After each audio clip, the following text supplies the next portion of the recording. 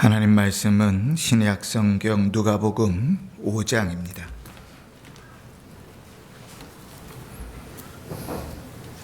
20절로 24절까지 말씀입니다. 누가복음 5장 20절로 26절까지 제가 봉독합니다. 예수께서 그들의 믿음을 보시고 이르시되 이 사람아 내 죄 사함을 받았느니라 하시니 서기관과 바리새인들이 생각하여 이르되 이 신성 모독하는 자가 누구냐 오직 하나님 외에 누가 능히 죄를 사하겠느냐. 예수께서 그 생각을 아시고 대답하여 이르시되 너희 마음에 무슨 생각을 하느냐. 내 죄 사함을 받았느니라 하는 말과 일어나 걸어가라 하는 말이 어느 것이 쉽겠느냐. 그러나 인자가 땅에서 죄를 사하는 권세가 있는 줄을 너희로 알게 하리라 하시고 중풍병자에게 말씀하시되 내가 내게 이르노니 일어나 내 침상을 가지고 집으로 가라 하시매 그 사람이 그들 앞에서 곧 일어나 그 누웠던 것을 가지고 하나님께 영광을 돌리며 자기 집으로 돌아가니라. 모든 사람이 놀라 하나님께 영광을 돌리며 심히 두려워하여 이르되 오늘 우리가 놀라운 일을 보았다 하니라. 아멘. 한 주간도 평안하셨지요? 오랜만에 또 집사님 예배 나오셔서 너무나 참 좋고요. 또 우리 권사님도 오랜만에 쉬시면서 주일 예배를 편안하게 드릴 수 있어서 참 좋습니다. 우리는 지난 주간에 우리 안에 있는 믿음은 그 삶으로 드러나는 것이다 하는 말씀들을 배웠죠. 믿음은 그 모습에서 드러나는 겁니다. 아무리 내 마음은 그래요. 그거 까볼 수도 없고 이렇게 이야기한다 할지라도 신앙은, 믿음은 그 삶으로 드러나는 겁니다. 존경한다. 하나님을 존경하는 것은 그 삶으로 드러나는 거예요. 아버지를 무시하는 사람, 아버지를 우습게 여기는 사람, 아버지를 존경하는 사람, 말이 다르고 행동이 다르겠지요. 그지요?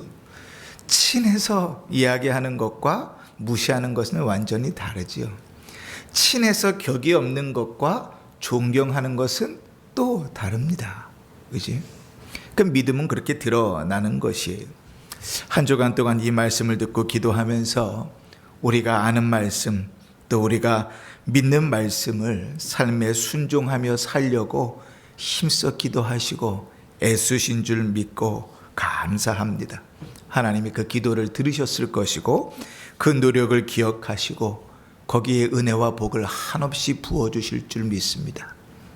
그러나 또 때로는 말씀을 듣고 그렇게 살려고 힘썼는데 실패하고 넘어지고 좌절할 때도 있을 줄 압니다. 그러나 하나님께서 우리를 아시고 또 우리를 헤아리셔서 그 실패의 자리에도 은혜를 베풀어 주실 줄을 믿습니다. 오늘 이어서 한 중풍병자와 네 사람에 대한 말씀들을 계속 나누려고 합니다. 오늘 말씀을 쭉 이어보면 사실 지난주 말씀하고 하나의 이야기이잖아요. 쭉 다시 17절부터 찬찬히 읽어보면 이런 느낌이 듭니다.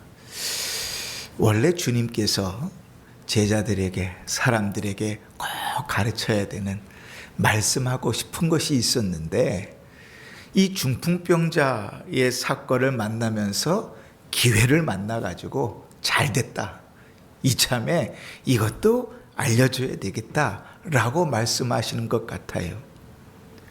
주님께서 오늘 말씀하시는 내용들을 잘 살펴보면 주님은 처음부터 이 말씀을 사람들에게 모여서 전하려는 의도는 없었던 것 같아요. 그런데 지붕이 뜯어지고 중풍병자가 달아 내려오고 그들의 믿음을 바라보면서 또 그 모인 사람들의 모습들을 보면서 아하, 이 말씀을 반드시 전해야 되겠다. 이건 참 중요한 말씀이다. 이렇게 생각해서 이 기회를 타서 연결해가지고 이 말씀을 전하면 좋겠다. 이렇게 생각하신 것 같아요. 우리 주님은요, 그러한 기회들을 참 자주 만드십니다. 익숙한 비유들을 잘 인용해서 말씀하시지요. 양과 염소의 비유도 들고요, 주인과 종의 비유도 들고요, 잃어버린 달란트의 비유도 들고요. 다 그냥 실생활에서 다 당연히 익히 있을 법한 이야기들을 주님께서 예로 드셔서 설명하시거든요. 오늘 이 중풍병자를 보면서도 주님은 그러한 생각을 하셨던 것 같아요. 그러면서 주님께서 말씀을 가르치시기를 시작하시는 겁니다. 오늘 본문의 내용은 이런 것이에요. 중풍병자와 네 사람의 믿음을 보신 예수님께서 그를 고쳐주시지요. 그런데 그를 그냥 고쳐주시면 되는데 괜히 시끄럽게 만듭니다. 우리가 17절에 읽었던 것처럼 사람들이 많이 모였는데요, 그곳에 바리새인들도 있고 서기관들도 있고 율법교사들도 있었어요. 첫 보면 알잖아요. 겉모습 보면 알아요. 그죠? 그 사람들은 다른 사람들하고 입는 옷도 좀 다를 거고요, 걷는 모습도 좀 다랐을 거예요. 주님이 보시면 알죠. 사람들이 모여 있어요. 그런데 이미 예수님이 사역하신 쯤 되었기 때문에 이 사람들은요, 예수님에 대한 좋은 시선을 가지고 있지 않아요. 정치적으로도 자기들에게 위협이 된다고 생각하고 자기들의 신앙하고는 맞지 않아요. 그러니까 어떻게 하면 꼬투리를 잡을까 이 생각만 하고 있는데 주님은 괜시리 거기다가 꼬투리 잡힐 일을 제공해 줍니다. 자, 20절 한번 보실까요? 같이 큰 소리로 읽습니다. 시작.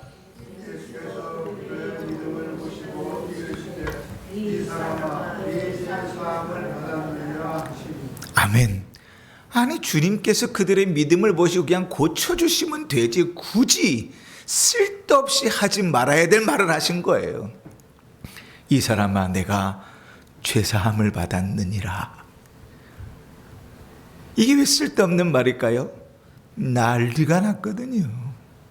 겉으로는 사람들이 별 얘기를 하지 않아요. 그런데요, 바리새인과 서기관들과 율법학자들 마음속에 난리가 났어요. 막 입 밖으로만 내뱉지 않았지 막 속이 막 부글부글 끓고요, 난리가 난 거예요. 이 참남한 사람 같으니 신성모독을 하네.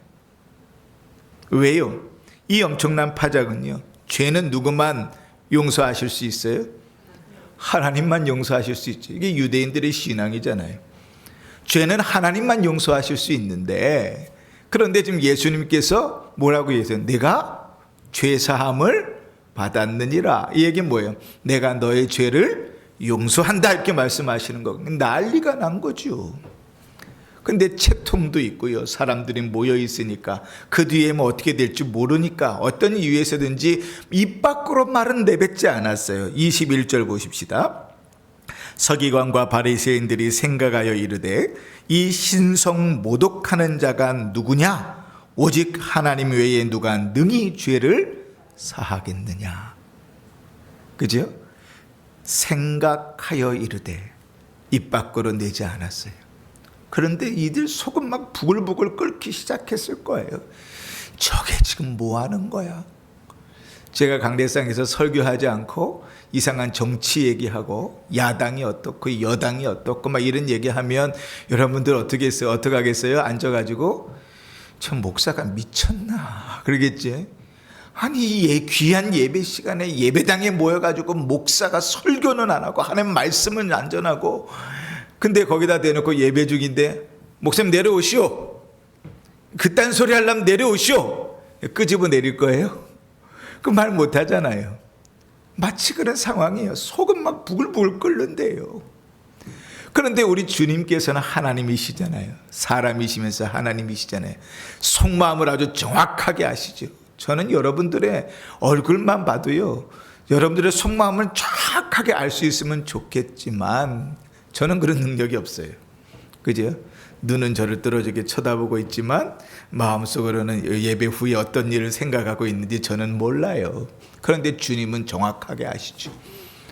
그 자리에 앉아서 무슨 생각을 하신지 주님은 정확하게 아시는 거예요. 그러니까 주님께서 22절에 이렇게 말씀하십니다. 같이 읽어보십시다. 22절입니다. 시작.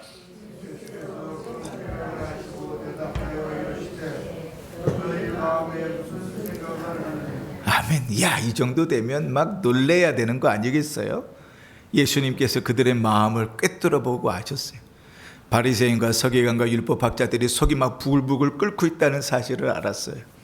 저도 좀 그러면 좋을까요? 모르겠네요. 여러분들이 예배 자리에 앉아서 또 설교를 들으면서 마음으로 은혜를 받고 있는지, 오늘 목사가 왜 얼굴은 또 이렇게 그머디틱한 거야, 옷은 왜 이렇게 삐뚤어진 거야, 딴 생각을 하고 계시는지 알면 저한테 유익할까요?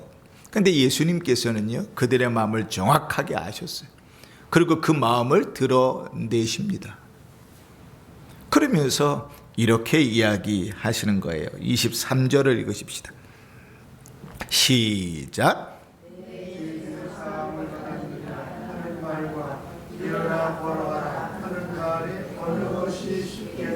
아멘. 예수님께서 이렇게 말씀하세요. 내 죄사함을 받았느니라, 이렇게 이야기해 놓고 이제 바리새인과 서기관과 율법학자들에게 묻는 거예요. 네가 죄사함을 받았다 하는 말하고 일어나 걸어가라 하는 말하고 어떤 말이 더 쉽겠느냐? 여러분, 어떤 말이 더 쉬울 것 같아요? 자, 한번 예배 중이긴 하지만 우리 표를 해볼까요? 뭐 정답은 없을 것 같아요. 자, 일어나 내가 죄사함이 받았느니라, 이 말이 더 쉽다고 생각하시는 분 손 들어보세요. 예, 두 분이시네. 자, 그러면 네가 네 상을 들고 가라 하는 것이 쉽다고 생각하시는 분. 예. 안 드신 분들은 지금 설교를 안 듣고 계시는 거죠. 여러분 어떻게 생각하세요? 제가요, 이것 때문에요, 이 본문의 책을 10권 이상을 다 살펴봤어요. 그런데요, 사람들마다 의견이 좀 달라요. 그런데 의견이 다른데 크게 두 가지 의견으로 나눠집니다. 여러분처럼 말이죠. 어떤 사람은 이렇게 내가 죄사함을 받았다 하는 말이 어렵고 치유가 쉽다고 생각하는 사람들이 있어요. 이유는 간단해요. 죄사함을 받았다는 것은 하나님께서만 죄를 사하실 수 있잖아요. 그죠? 그러니까 하나님만 치료할 수 있는 것이니까 어려운 일이죠. 그러나 육체를 고치는 것은 사람들 가운데서도 종종 있을 수 있는 일이잖아요. 기적도 일어나잖아요. 병도 낫는다 그러고요. 그러니까 죄사함을 받았다고 이야기하는 것이 더 어려운 거야, 이렇게 생각하는 사람들이 있어요. 유대인들은요, 전통적으로요, 질병은 하나님께서 치료하신다고 생각했어요. 그건 구약 성경에서부터 계속해서 내려오는 내용들이에요. 하나님께서 치료하죠. 그래서 여호와 라파라는 말이 뭐죠? 그죠? 하나님은 치료자이시다, 이런 뜻이잖아요. 그죠? 하나님께서 치료하실 수 있어요. 그건 이제 구약 시대 때부터 이스라엘 백성들에게 계속 내려오는 일들이에요. 그런데 문제는 뭔가 하면, 유대인들은 심각한 질병과 어려움은 뭐 때문에 왔다고 생각했냐면 죄 때문에 왔다고 생각해요. 그 예수 믿는 사람들은 그런 말 하면 안 돼요. 예수 믿는 사람들인데, 신실한 권사님들, 집사님들인데, 심지어는 목사님, 사모님인데도 모르고 그냥 쓰시는 이런 말들이 몇 개 있어요. 이런 거예요. 내가 전생에 무슨 죄를 져가지고. 이게 신자가 쓸 수 있는 말이에요, 아니에요? 아니에요. 이건 신자가 쓸 수 있는 말이 아니에요. 우리가 전생이 어디 있어요, 그죠? 내생이 어디 있어요, 그죠? 우리는 죽으면 천국으로 가는 건데 무슨 전생이 있어요? 그러니까 그런 말. 근데 전 목사님들도 그런 말 쓰는 거 깜짝 놀랐어요. 어떤 게 장로님인데요, 상이 났어요. 누가 돌아가셨어요.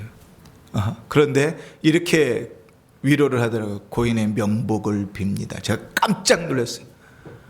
아니, 장로님이시라면서 어떻게 그런 말을 쓸까? 이상하지 않아요?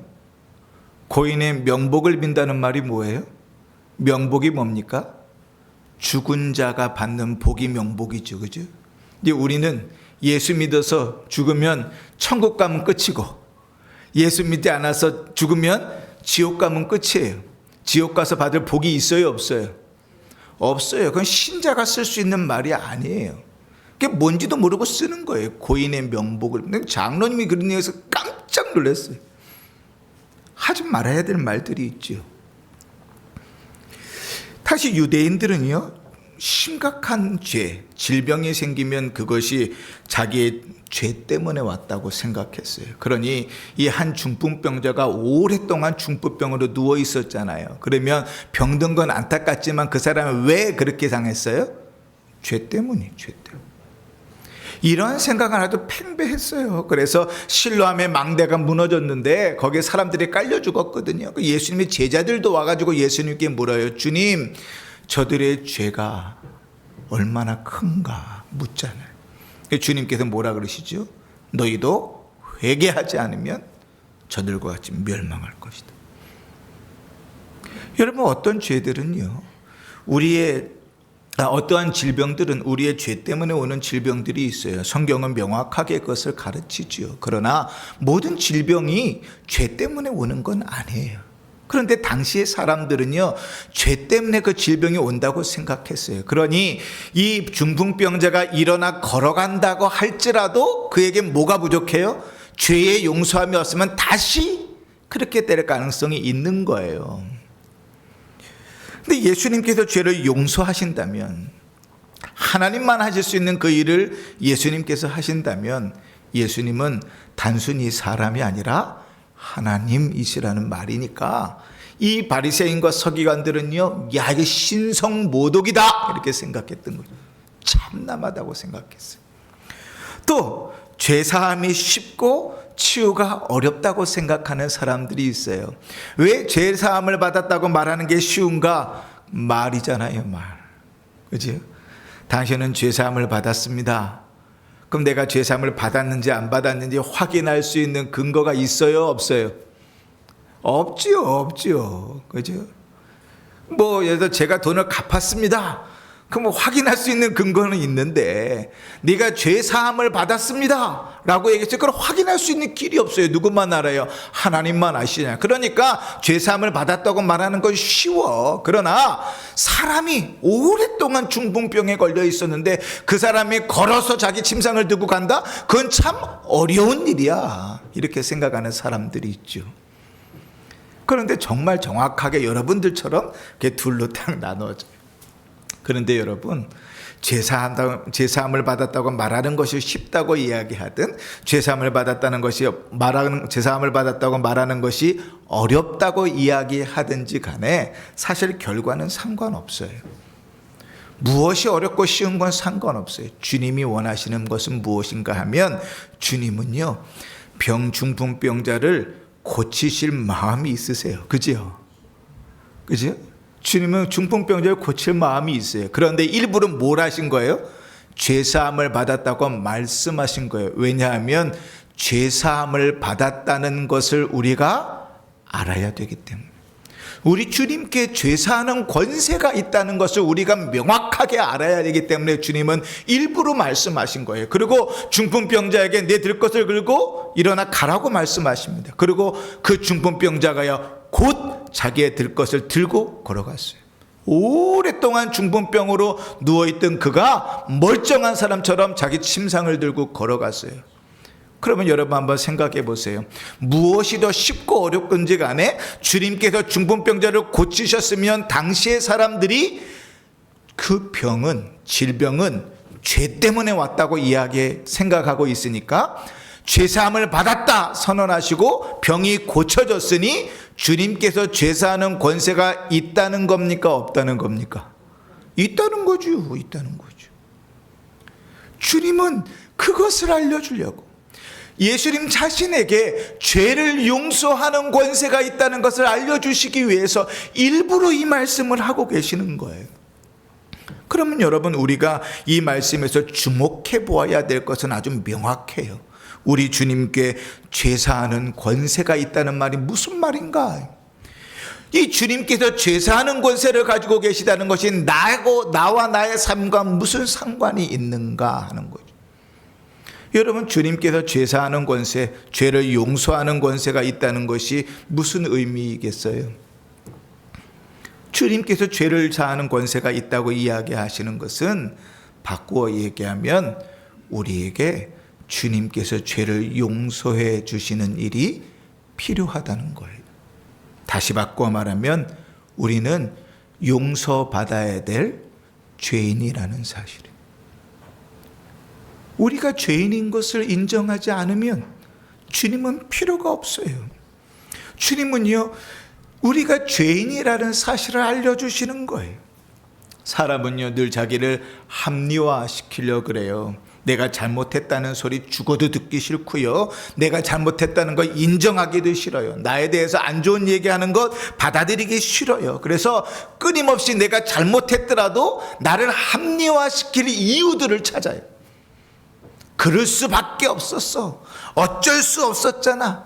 그래서 자기가 잘못은 했지만 내 잘못을 요만큼으로 숨기고 어쩔 수 없이 그랬다고 사람들에게 자기를 합리화시켜요. 정당화시키려고 그래요. 그게 죄인의 모습이에요. 여러분, 전도하다 보면 예수 믿으세요? 그러면 꺼리낌이 없어요. 그런데 당신은 죄인입니다. 그러면 사람들이 훑어볼걸요? 정말 그런 사람을 만났어요. 자기는 50평생 남에게 해를 끼치고 산 적이 없대요. 내가 얼마나 정직하고 열심히 성실하게 살았는데 나에게 죄인이라고 이야기하냐는 거예요. 여러분, 어떻게 생각하세요? 여러분 죄인입니까?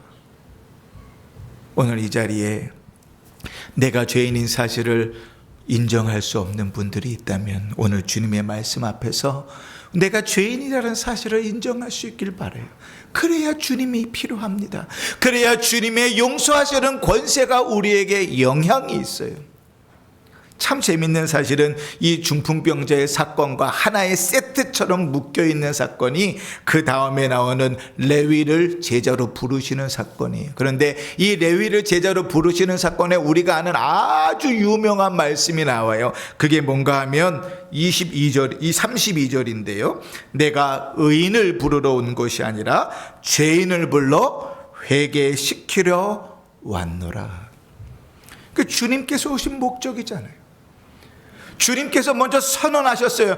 나에게 내가 죄사하는 권세가 있다. 그리고 내가 의인이 아니라 죄인을 불러서 회개시키려고 왔다.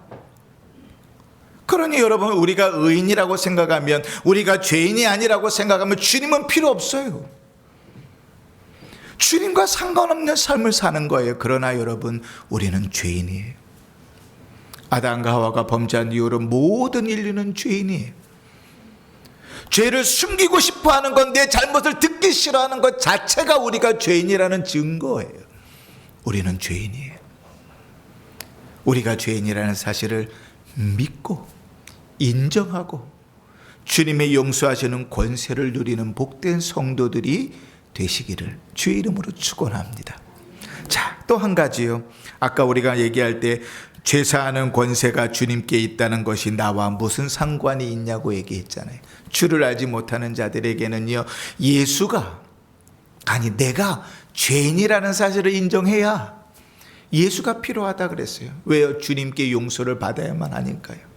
죄의 삭은 사망인데 어차피 인정하지 못하면 죽어 지옥에 갈 인생들인데, 지옥에 갈 인생들이 주님이 필요해서 주 앞에 돌아올 수 있는 길이 그것이니까요. 그런데 여기 계신 대부분의 사람들은요, 이미 내가 죄인인 것을 인정하시는 분들이잖아요. 그러니 주님의 죄사하는 권세는 이미 용서함을 받으신 분들이잖아요. 그러면 여러분들하고 이 주님의 선언은 무슨 관계가 있겠냐 말이죠. 이미 내가 주님으로부터 죄사하는 권세를 입어서 구원을 얻었다면 나와는 무슨 관계가 있을까? 그런데 여러분, 우리가 구원을 얻었다는 것은 더 이상 죄를 짓지 않는다는 말이 아니에요. 우리는요, 속이 시커매요. 목사로서요, 가운을 입는데, 여러분 개혁교회에서는 가운을 잘 안 입어요. 근데 우리 교회는 가운을 입잖아요. 제가 그래서 목사님께 여쭤봤어요. 올라 목사님 가운을 왜 입습니까? 그랬더니 목사님 이렇게 대답해 주셨어요. 죄인 된 나를 가리는 거야. 여러분이 우리 속은 시커매요. 겉으로는 번지르르한 것 같지만요, 예수 그리스도께서 그의 피로 인하여 우리를 구원하셨음에도 불구하고 여전히 우리는 죄책 가운데 죄인이에요. 죄를 지으며 살아요. 얼마나 그 죄가 진홍같이 붉은지 몰라요. 그런데 여러분, 구원받은 자도 죄를 짓지만 그러나 그 죄를 주님 앞에 가지고 나아가야 아버지의 진노로부터 피할 수 있어요. 주님은 죄를 싫어하세요. 주님은 죄 짓는 것을 기뻐하지 않으세요. 주님께서 그 얼굴을 가리신다 이렇게 표현해요. 구원의 기쁨을 빼앗아 가신다, 성경은 그렇게 표현해요. 불신자에게가 아니라 신자가 죄를 지었을 때, 죄사하는 권세가 주님께 있다는 말은 무엇입니까? 우리가 죄를 진홍같이 지었을지라도, 오늘 우리가 앞에 회개하는 기도에서 읽었던 말씀처럼 동이 서에서 먼 것 같이 우리의 죄를 자백하면 그리스도께서 우리 죄를 용서하시고 옮기신다는 거예요. 그러니 여러분, 우리의 삶 속에 우리 자신을 잘 살펴서 늘 진실한 회개가 있어야 하는 것이. 여러분, 우리는 예수 없이 살 수 없어요. 예수 없이 하나님의 자녀가 될 수 없지요. 예수 없이 하나님의 자녀의 복을 누릴 수 없어요. 예수 없이 생명이 있을 수 없어요. 그러나 여러분, 우리가 그 예수로 말미암아 구원을 얻었다 해도 여전히 우리는 죄인이고 죄를 지으며 살아요. 끊임없이 우리 죄를 주님 앞에 고백하며 회개하지 않으면 주님께서 그 얼굴을 가리시고 우리로 아버지의 진노를 경험하게 하세요. 그로 말미암아라도 주님 앞에 돌아오게끔 만드세요. 이게 주님께서 우리에게 주시는 거예요. 그러나 그럴 때 주님의 이 선언이 우리에게 얼마나 위로가 되는지 몰라요. 죄를 사하는 권세가 주님께 있다고요. 우리가 주님 앞에 우리의 죄를 가지고 나아가면 주님께서 그 죄를 용서하시는 권세가 주님께 있다고요. 우리가 아무리 큰 죄를 지었다 할지라도 그 죄를 가지고 주님 앞에 진실되게 나아가면 주님께서 그 죄를 용서해 주시고 우리를 회복해 주신다고요. 우리가 지난 9일 동안 아모스서를 매일같이 읽었잖아요. 오늘 아모스 9장을 읽으면서 여러분 어떤 생각들을 하셨어요? 하나님께서 그들의 죄악 때문에 선지자도 보내시고 징계도 하시고 때로는 좋은 말로 좋은 일들로 구슬이기도 하셨지만 회개하고 돌아오지 않아요. 그래서 하나님께서는 결국은 그들을 멸망시키겠다고 선언하세요. 그럼에도 불구하고 하나님께서 회복의 은혜를 이야기하시잖아요. 주님 앞에 회개하고 돌아오면 우리의 죄를 주님 앞에 가지고 나아가면 아버지의 사랑이 그 죄를 용서해 주시겠다고 얘기하시는 거예요. 주님의 권세는 그 죄를 용서하시는 권세예요.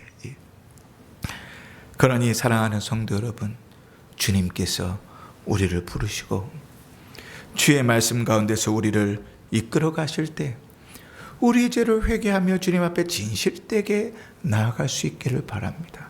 스스로를 속이고 스스로를 꾸며서 마치 죄인이 아닌 것처럼 꽤 괜찮은 사람인 것처럼 스스로를 생각하지 마시고 하나님 앞에 벌거벗은 자처럼 우리의 죄를 가지고 우십시오. 마음을 찢으십시오. 주님 앞에 회개하며 두 손 들고 나아가십시오. 주님께 죄를 용서해 주시는 권세가 있습니다. 주님께서 우리의 죄를 사하여 주실 것입니다. 말씀을 정리합니다. 우리는 예수로 구원을 받았습니까? 감사한 일입니다. 구원받은 우리가 이 땅을 살 때 하나님께서는 험하고 미래가 불확실할지라도 은혜에 감사하며 사랑하는 그 성도를 보호하시고 지키시고 인도하실 것입니다. 구원받은 성도로서는 하나님의 말씀을 듣고 읽고 기도하며 순종하며 그렇게 주님과 동행하는 삶들을 살아야 될 것입니다. 그러나 여전히 죄를 짓는 자라는 사실도 기억하셔야 돼요. 주님께서 우리의 죄를 용서하실 준비가 되어 있습니다. 주님께서 어떠한 죄라도 우리의 죄를 용서하시고 받으시고 회복시킬 준비가 되어져 있습니다. 그러니 우리 주님만이 그 권세를 가지고 계신 줄 믿고 주님 앞에 회개하며 나아가십시오. 우리의 입술의 말을 살피며 주 앞에 회개하십시오. 우리의 삶을 돌아보며 주님 앞에 회개하십시오. 우리의 마음을 주님 앞에 들추어내고 주님 앞에 회개하십시오. 우리 주님께서 용서하여 주실 것입니다. 너희 죄가 진홍같이 붉을지라도 눈과 같이 휘어질 것이라 말씀하십니다. 너희 죄가 많을지라도 동이 서에서 먼 것 같이 너희 죄가를 옮기시겠다고 주님께서 말씀하십니다. 주님 앞에 진실하게 회개하며 나아가서 하나님 앞에 주님의 권세를 누리며 회복되는 은혜의 삶들을 살아가는 복된 성도들 되시기를 주의 이름으로 축원합니다. 아멘.